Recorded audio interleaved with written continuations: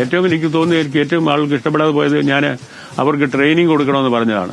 അപ്പം ട്രെയിനിങ്ങിന് ഒരു അറിവുകേട് കൊണ്ടാണ് അതിനെതിരെ പറയുന്നത്. കാരണം സിനിമ എന്ന് പറയുന്നത് സിനിമ ഒരു മനുഷ്യായുസ് കൊണ്ട് തന്നെ പഠിച്ച് ചെയ്യുന്ന ഒരാളാണ് ഞാൻ. എനിക്ക് എപ്പോഴും പഠിച്ചുകൊണ്ടിരിക്കുകയാണ്. ഇപ്പോഴും.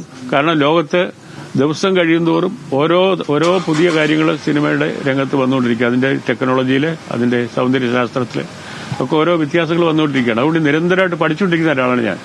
അപ്പൊ യാതൊരു പശ്ചാത്തലവും ഇല്ലാതെ, യാതൊരു മുൻപരിചയവും ഇല്ലാതെ ആദ്യമായിട്ട് സിനിമ എടുക്കുന്നവർക്കാണ് കൊടുക്കുന്നത് ഈ ഗവൺമെന്റിന്റെ പിന്നെ പടം എടുക്കാനുള്ള ധനസഹായം ചെയ്യുന്നത്.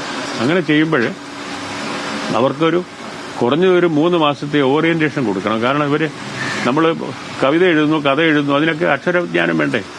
അതുപോലെ തന്നെ സിനിമ എന്ന് പറയുന്ന ഒരു വേറൊരു ഭാഷയാണ് സിനിമയുടെ ഭാഷ. നമുക്കെല്ലാവരും വിചാരിക്കുന്ന കുറെ നടിനടന്മാർ വന്ന് അഭിനയിച്ചു കഴിയുമ്പോൾ സിനിമയാവുന്നു. അങ്ങനെ ആവത്തില്ല.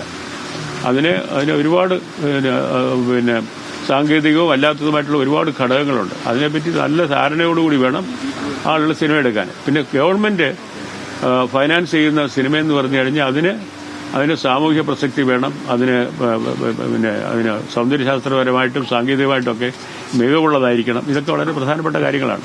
അതെങ്ങനെ ഉണ്ടാവും? അത് പണം എടുക്കുന്ന ആളിന് ഇതിനെപ്പറ്റി ധാരണ ഉണ്ടെങ്കിൽ മാത്രമേ ഉണ്ടാവുള്ളൂ. അല്ലെങ്കിൽ ഈ സിനിമ ഒരാളുടെ പേരിൽ സിനിമയ്ക്ക് പണം കൊടുക്കുന്നത് വേറെ ആരെങ്കിലും ആയിരിക്കും ചിലപ്പോൾ ചെയ്യുന്നത്. എങ്കിൽ പോലും അതിൽ അവരുടെ ഒരു സിനിമ എടുത്ത് അപ്രത്യക്ഷമായി പോകരുത് ഈ വരുന്നവർ. അവർക്ക് കിട്ടുന്ന ആദ്യത്തെ അവസരമാണ് സിനിമാ രംഗത്തേക്ക് വരാനായിട്ട്.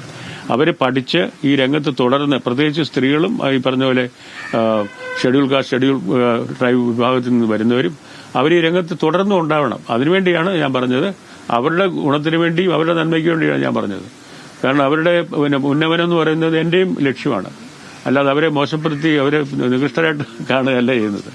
അവരെ വേണ്ടത്ര രീതിയിൽ അവരെ പരിപോഷിപ്പിക്കുകയും പ്രോത്സാഹിപ്പിക്കുകയും ചെയ്യണം എന്നുള്ള ഉദ്ദേശത്തിൽ പറഞ്ഞതാണ്. അതിനെ എങ്ങനെ ഇന്റർപ്രറ്റ് ചെയ്ത് അവരെ അധിക്ഷേപിച്ചു എന്നൊക്കെ പറഞ്ഞാൽ അതിന്റെ അർത്ഥം എന്തായാലും മനസ്സിലാവുന്നില്ല.